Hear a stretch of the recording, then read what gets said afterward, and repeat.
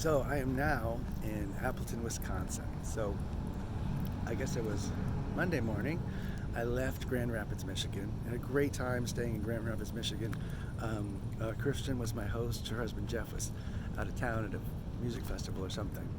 But we went out for tacos and mezcalitas, and it's just a really amazing person. And her sister Jessie was really cool too. We met for coffee earlier in the day, so just had great people to host me and show me around Grand Rapids.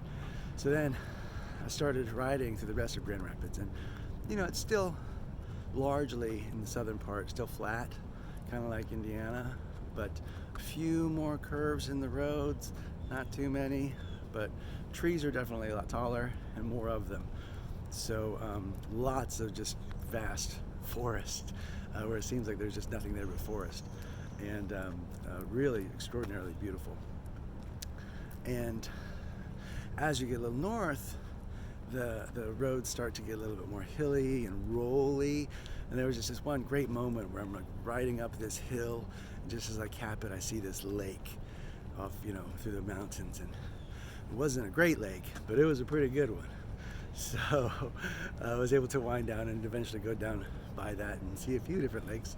And then I did see Lake Huron and Lake Michigan. They're like right up there next to each other. So that was cool. Let's see, what else do you need to know? Oh, so then I went to Mackinac. There's two different things in two places at the same place. So it's Mackinac, I think. Anyway, I try to, when I go to a place, I like to engage in whatever their specialty is, and so there it's fudge. So like every other store is fudge. There's so much fudge there because they're known for it, and tourists like myself buy it, which I did. And so it was really good, by the way. And then I went and got some food over there, and I know I gotta go take this bridge to the Upper Peninsula.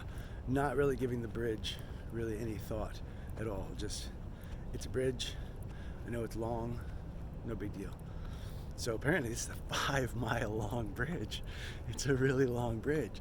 And as I'm going on it, there's a sign for road work, which there's signs for that like everywhere in Michigan, because they're doing a lot of road work there, and in Virginia, lots of road work. Everybody else is content with their roads, but those two states have had a lot that I've seen so far. So anyway, they start, there are 2 lanes, and one lane is pavement. Pavement's good. Pavement is solid, it's dependable, it's trustworthy. My tires grip it well. The other lane is grading, metal grading, which looks right down at the water, and air flows up through it. And it is not optimal for riding a motorcycle, and it just freaks me the heck out.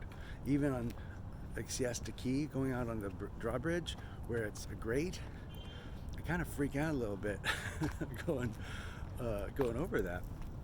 Just that little, was maybe 12 feet, something like that.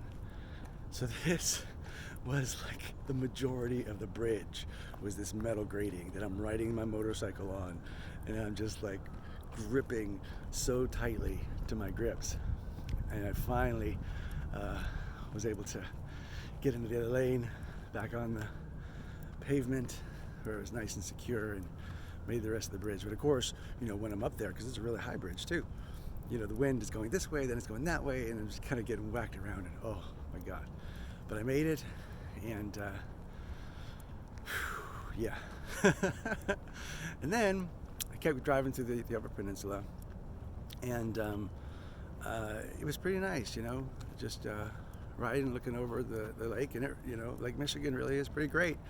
You can't even see the other side, and it's got its own little waves and everything, so that was really nice.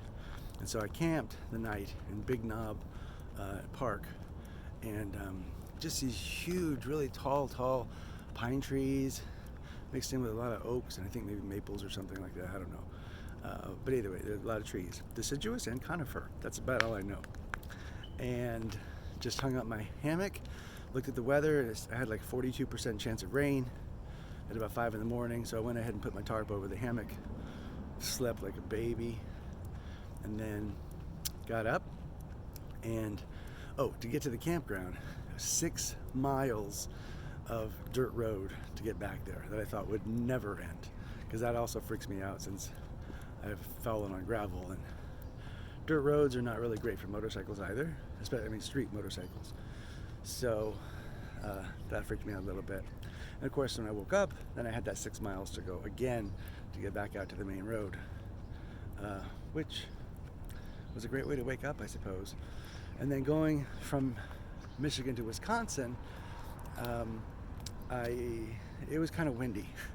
15 mile per hour gusts of wind that whipped me around. So, I was keeping it 50 miles an hour, just cruising along. And even though the speed limit is 65, when I was younger and liked speed more, then I would look at that speed limit and say, okay, that's what I need to go. I need to go at least that. And so I was usually over 65.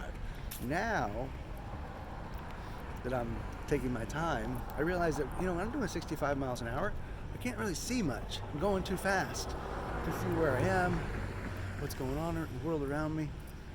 So, when I see a 40 mile per hour zone, that's my jam.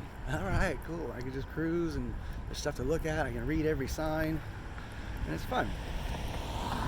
But now when it says speed limit 65, it means that's as fast as I could possibly go. But I don't need to push it. I know a lot of people behind me want to, but guess what? I don't care. I don't care how fast they want to go. So I'm courteous and pull over when I can if I've got to back up.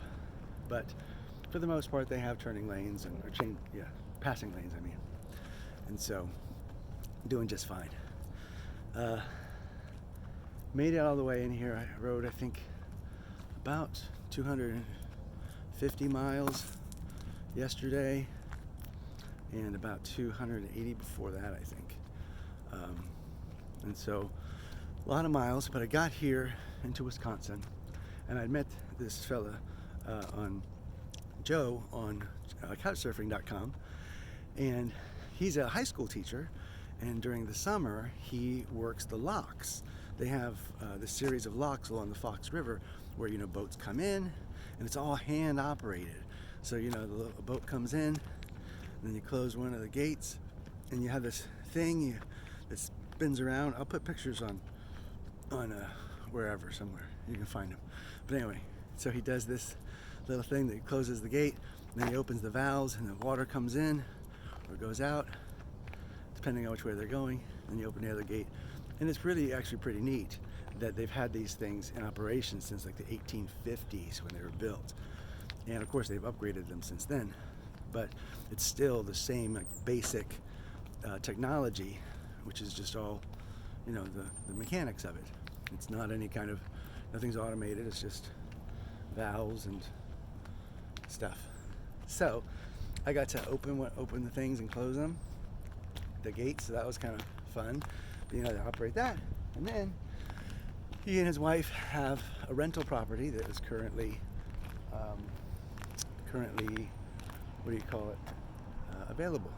So they let me stay there, and really friendly people in this neighborhood who let me cross traffic and continue having this conversation with you. And let's see what else. It's a really pretty little neighborhood. I just went over to the Apple Valley Pancake House and just carved out, which may not have been the best idea, but it's really good. So I just forgot something. So today I'm gonna go have some coffee over at Joe's house and get to hang out with him, because he had to work from 4 to 10 last night. So I was just in this little house of his, played some guitar, read a little bit, slept really well on the couch that's there, and then I've got another guy who I met from couch surfing who lives in Oshkosh, and I could not pass up the chance to go to Oshkosh, and so I'm gonna go stay in Oshkosh. I will enjoy staying in Oshkosh a lot. That I've actually been to Oshkosh. It's great. So I'm going there today, and then I'm going to Somerset, across the state, about another 250 miles. I'm going to ride Thursday to to go see my friend Bill. And Bill's an amazing guy, great musician. And we met years ago because he actually read my book and then contacted me afterward. One of my books anyway, the Rucksack Letters. So we've been friends for years now. And so I get to come visit him finally up in Wisconsin after he's come to see me in Sarasota for a number of times. Well, he didn't really come to see me. I was just an ancillary part of it, but he loves Sarasota. Anyway, so that's my next few days. And then that'll be Wisconsin. So thanks for being here, enjoying this neighborhood with me, if you can see around it all. And I'll keep you posted as things continue to roll. See ya.